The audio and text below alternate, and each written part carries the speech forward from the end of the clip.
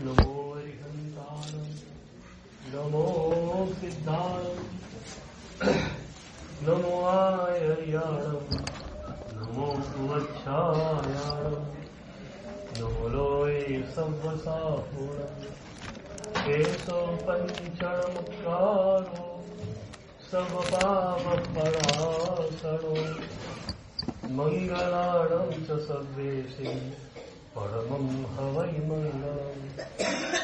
મંગલમ શ્રીમદર્હંતો, મંગલમ દિનશાસનમ, મંગલમ સકલ સંગો, મંગલમ પૂજકામિ. સુધા સોદરવાદ્યોત્સના નિર્મલીકૃત બિન્મુખ, મૃગલક્ષ્મા તમા શાંતિ શાંતિનાથ જીનોસ્તુવ. જ્ઞાન ધ્યાન ક્રિયાધિકાર્ય કુશલ, પ્રદ્યુમ્ન જેતા ગુરુ, આંતરલોચનમેકમાસ્તરમ, વૃદ્ભાસિતમ યસ્ય વૈ. ઓંકારેણ સુસેવિતોऽપि સતતમ, ઓંકાર સેવા પર. સોયં સૌમ્યમનઃ સદા વિજયતે સિદ્ધિસુરીશ્વર. સોયં સૌમ્યમનઃ સદા વિજયતે શ્રીભદ્રસુરીશ્વર. સોયં સૌમ્યમનઃ સદા વિજયતે ઓંકાર સુરેશ્વર. સોયં સૌમ્યમનઃ સદા વિજયતે અરવિંદ સુરેશ્વર. પરમ પાવન ઉત્તરાધ્યાય સૂત્ર 15મું અધ્યયન, પહેલું ગાથા સૂત્ર.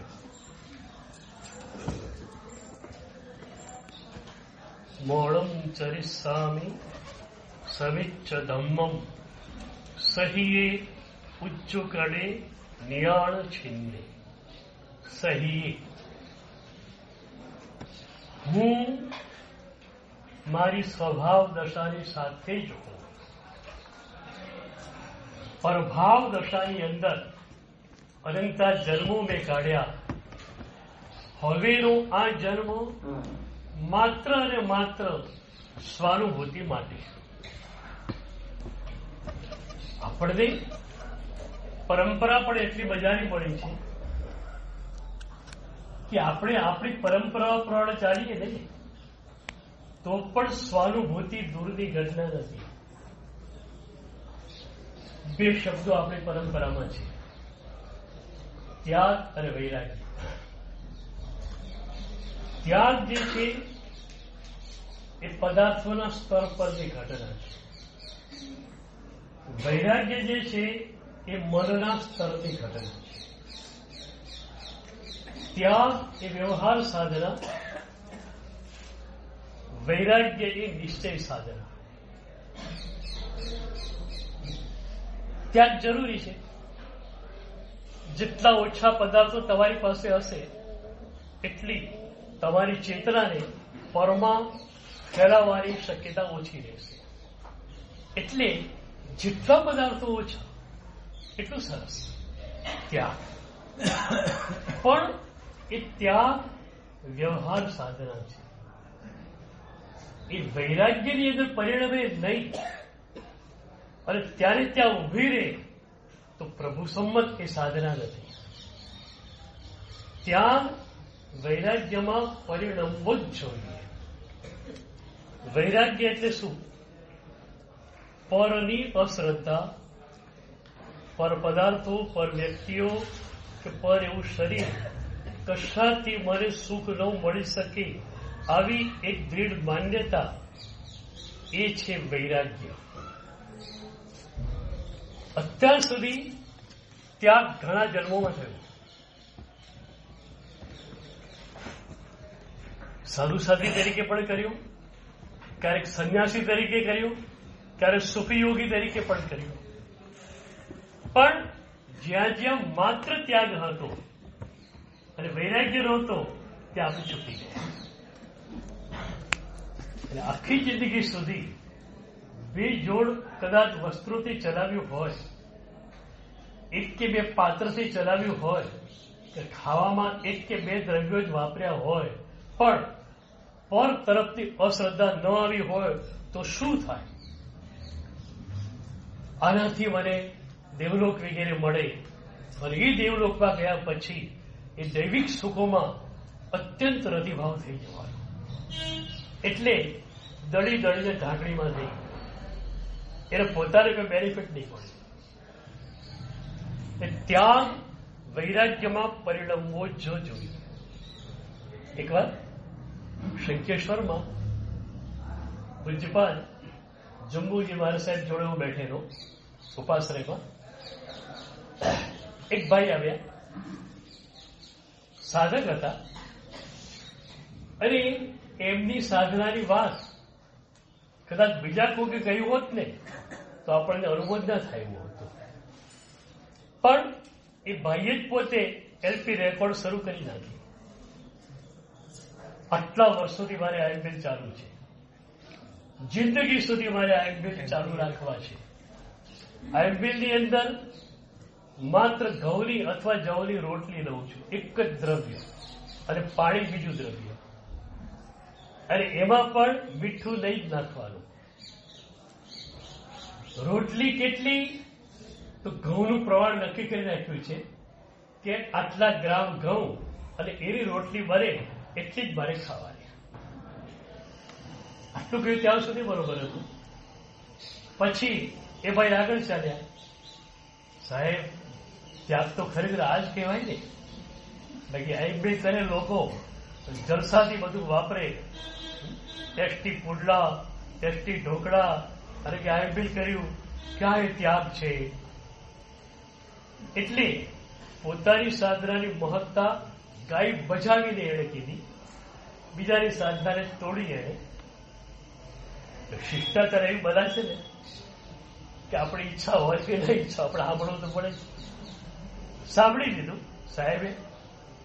પછી ભાઈ ગયા, હું બેઠેલો. સાહેબ એકદમ ગરમ થઈ ગયા. મને પેલું શું ઠોક ઠોક કરતો હતો,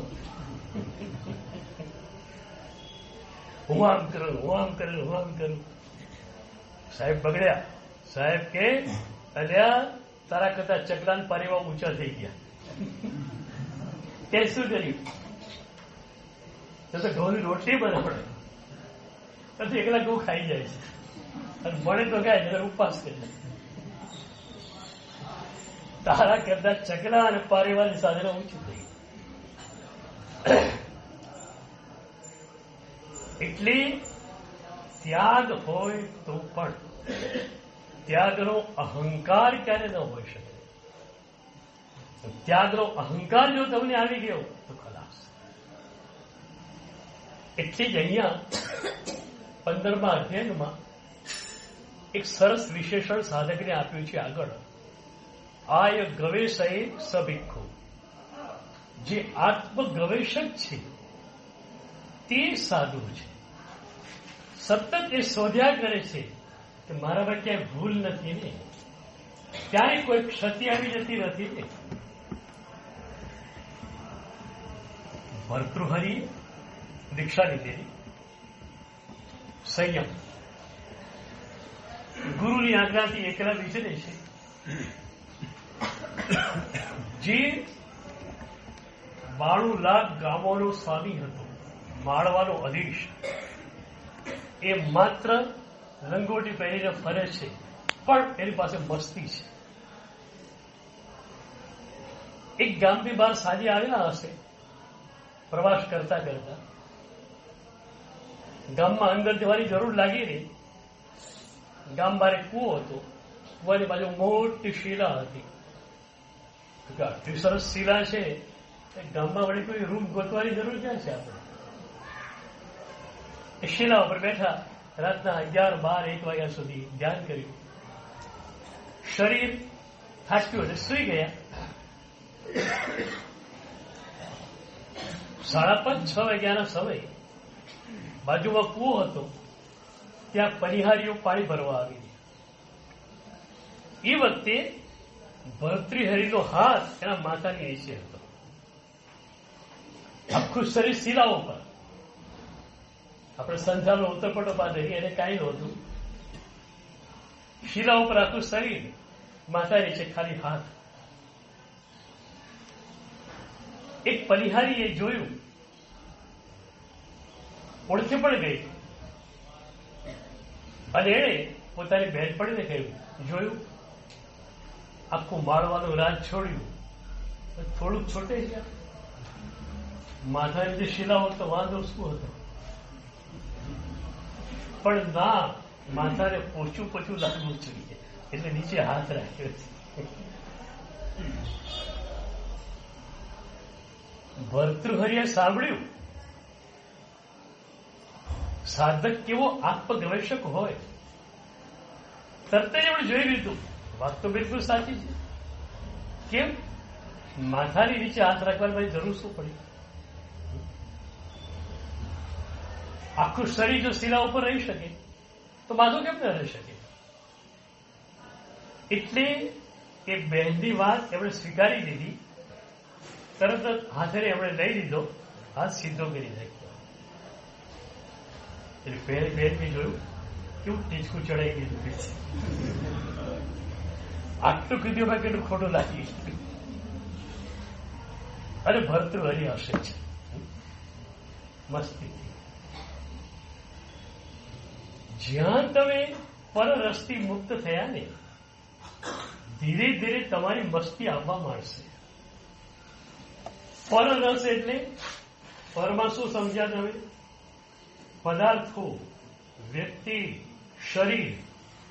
એ પછી ચોથા નંબરે શબ્દો, પાંચમા નંબરે વિચારો. આ બધા પરથી મુક્તિ કરવાની છે આપણે. શબ્દ શબ્દ છે. જે શબ્દ દ્વારા તમે આગળ જઈ શકતા હોય એ શબ્દને પકડી લો. બીજા શબ્દોનું તમારે પ્રયોજન શું છે?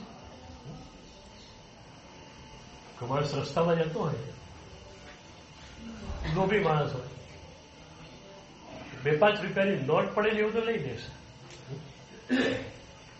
પણ કચરો પડે એવું તો દેશે.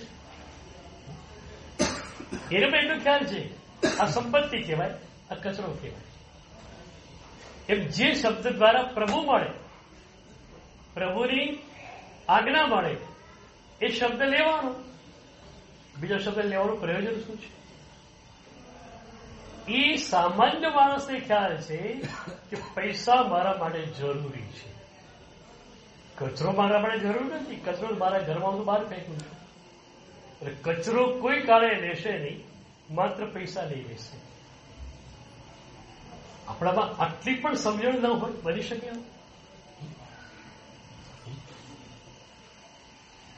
આપણું પણ આટલામાં ન હોય.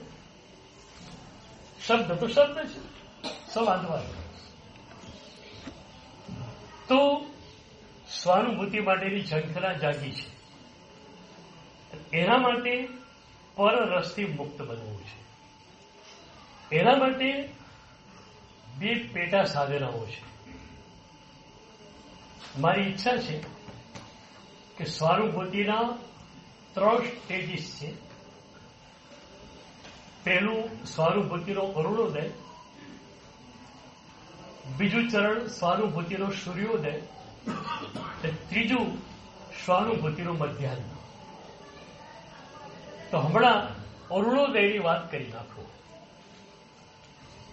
કે સ્વાનુભૂતિના અરુણોદય માટે તમારે શું શું જોઈએ. એટલે દૃષ્ટિ પ્રમાણે મેં વિભાજન એ રીતે કર્યું છે કે 4થી દૃષ્ટિ સુધી સ્વાનુભૂતિનો અરુણોદય, 5મી એટલે સ્વાનુભૂતિનો સૂર્યોદય, અને 6ઠી જ્યાં પરમ ઉદાસીન ભાવ છે એ સ્વાનુભૂતિનું મધ્યાહન. તો અરુણોદય આપણે જોઈ રહ્યા છીએ. અરુણોદય થશે તો સૂર્યોદય થશે ને.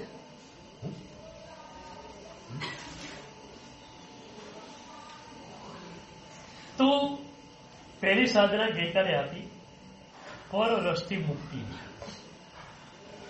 બીજી 2 પેટા સાધનાઓ છે. એક સાધના છે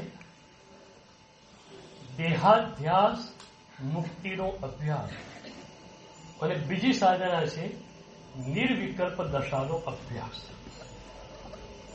એટલે પર રસમાંથી તમે મુક્ત બની જાઓ, દેહાધ્યાસથી તમે મુક્ત થવાનો પ્રયાસ કરો અને નિર્વિકલ્પ દશા માટે પણ તમારો પૂરો અભ્યાસ હોય તો સ્વાનુભૂતિના અરુણોદયનું સ્ટેજ તમને મળી જાય.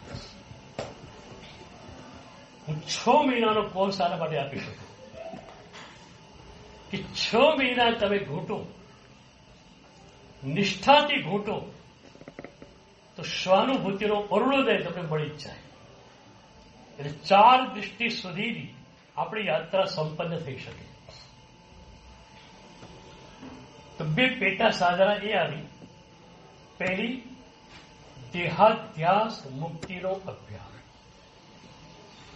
આમ પરરસની મુક્તિમાં આ વાત આવી જ જાય છે, પણ આ આપણા મનની અંદર ઊંડે પહોંચેલી વાત છે.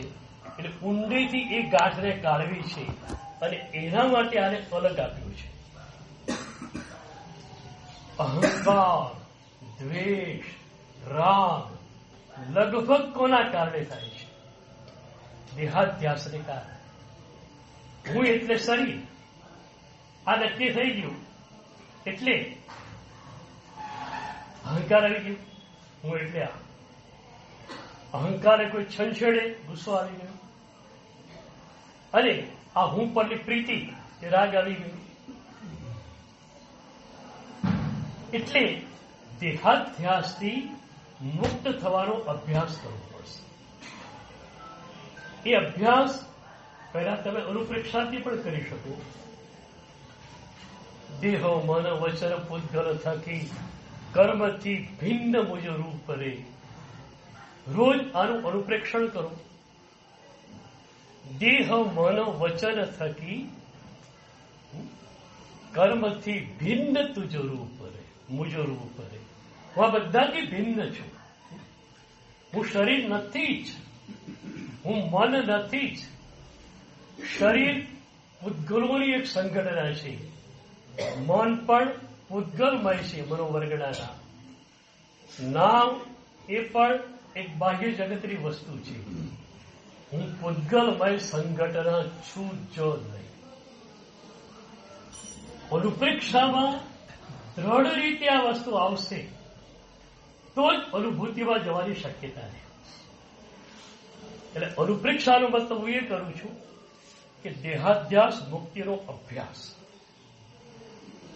અને દેહાધ્યાસ મુક્તિ થોડી પણ તમને મળી એ એની અનુભૂતિ.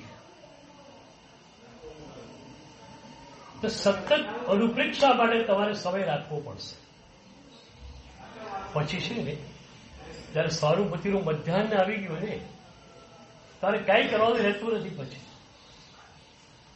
એક જાગૃતિ, સતત તમે સ્વમાં છો, પરમાં જવાનું થતું પણ નથી.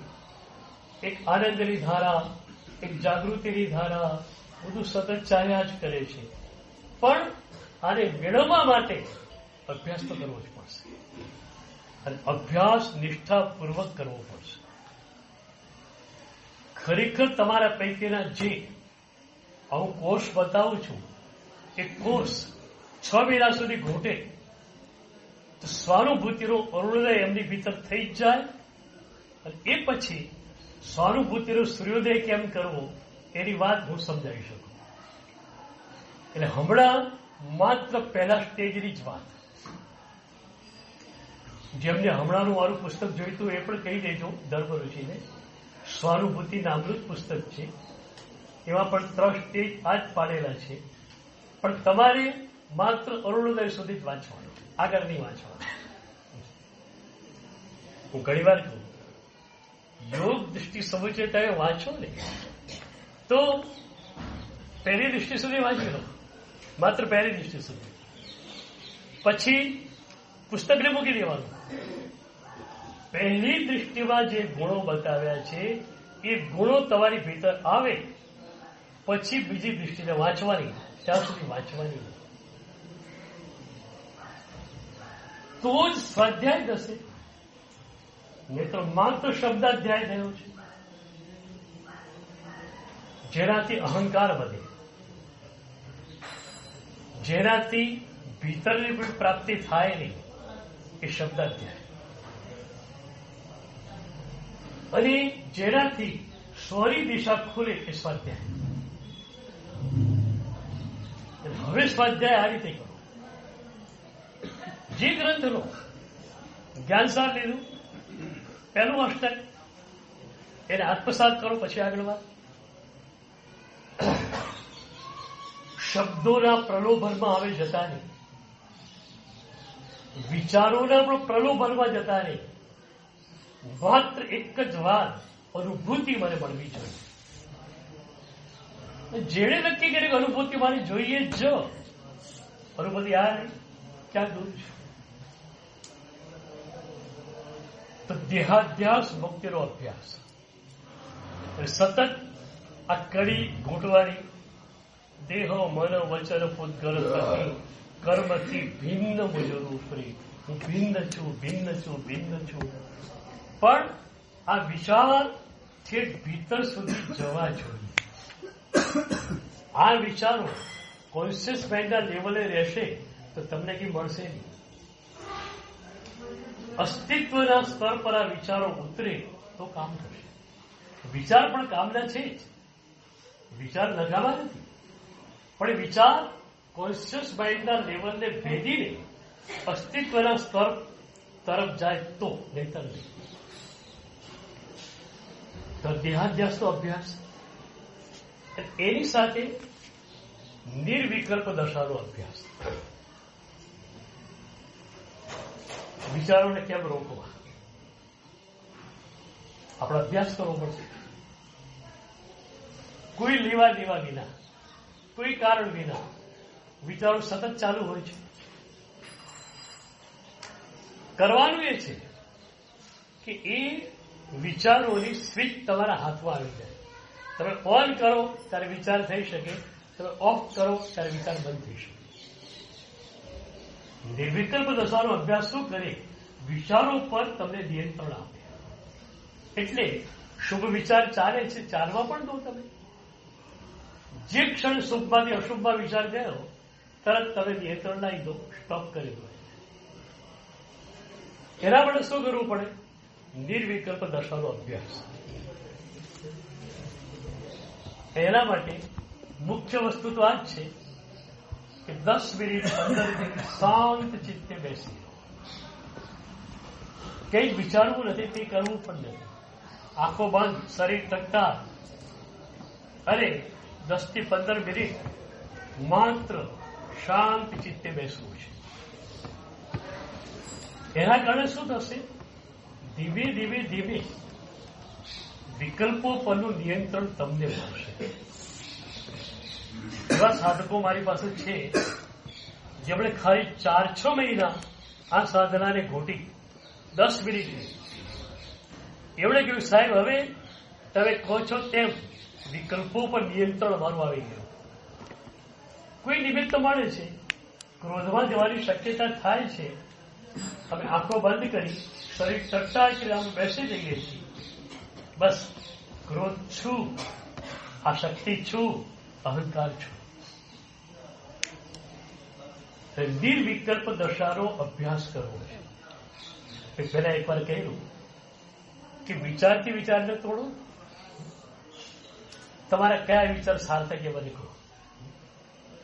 ઘણી વાર કહું, આ લોકો ફેક્ટરી ચલાવે ને તો પ્રોડક્શન કેટલું કરે? સેલ થતું હોય એટલું. પણ જે માનું સેલ જ થતું ન હોય, ફેક્ટરી 24 કલાક ચાલુ રાખે ખરા? તમારા વિચારોને બેદાર કોણ? બેદાર કોણ? અને વિચારોની ફેક્ટરી 24 કલાક ચાલુ, પણ શું માંડ્યું છે? એક સાધન એનું યોગો પર આધિપત્ય ન હોય તો એ સાધક તરીકે કેમ હોઈ શકે? તમારા મન વચન કાયાના ત્રણેય યોગો પર તમારું આધિપત્ય છે. તો આપણે 3 વસ્તુ જોઈ. પર રસથી મુક્તિ. એક ક્યાંય પણ પરમાં જવાનું છે, એ પરનો રાગાત્મક કે દ્વેષાત્મક અનુભવ ન થાય એની સાવધાની. કાલ સાંજે જ અમારે સાધુ ભગવંતની ગોષ્ઠીમાં વાત થઈ હતી કે પરંપરા કેટલી મજાની હતી કે ભિક્ષાએ સાધુ નીકળે, નિર્દોષ મિષ્ટાન્ન મળતું હોય અને નિર્દોષ રોટલી શાક મળતા હોય તો એ રોટલી શાક જ લાવે, મિષ્ટાન્ન લાવે જ નહીં. કારણ તપશ્ચર્યા વગેરે ના કરવાની હોય લાંબી તો વિગઈ વાપરવાનો નિષેધ હતો આપણે ત્યાં. તો બંને નિર્દોષ મળતું હોય તો સૂકી રોટલી સૂકું શાક જ લઈ આવે, નિર્દોષ એવું પણ મિષ્ટાન્ન લાવે નહીં.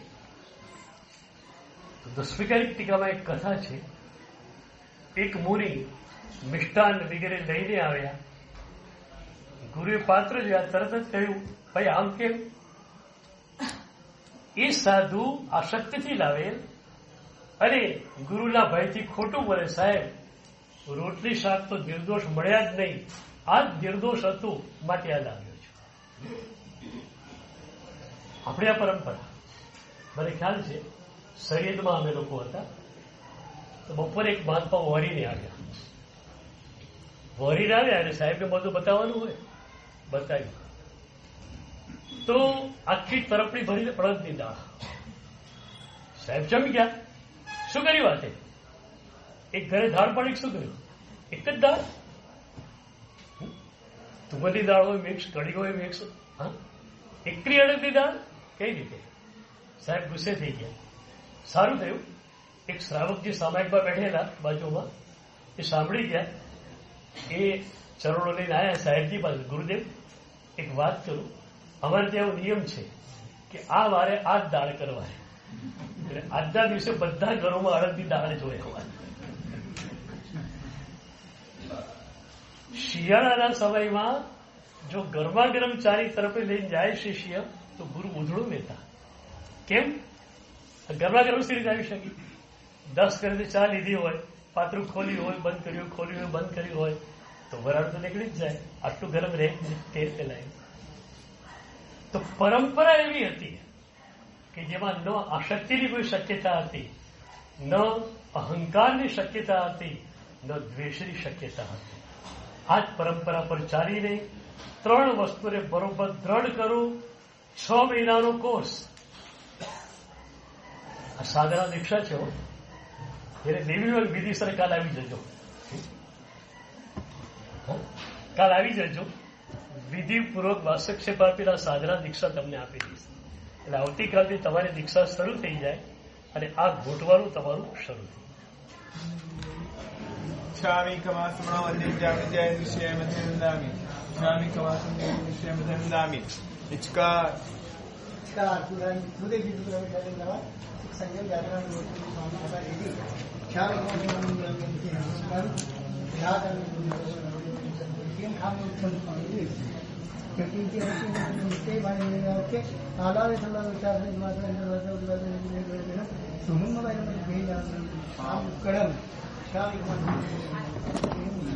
આવતીકાલે સવારે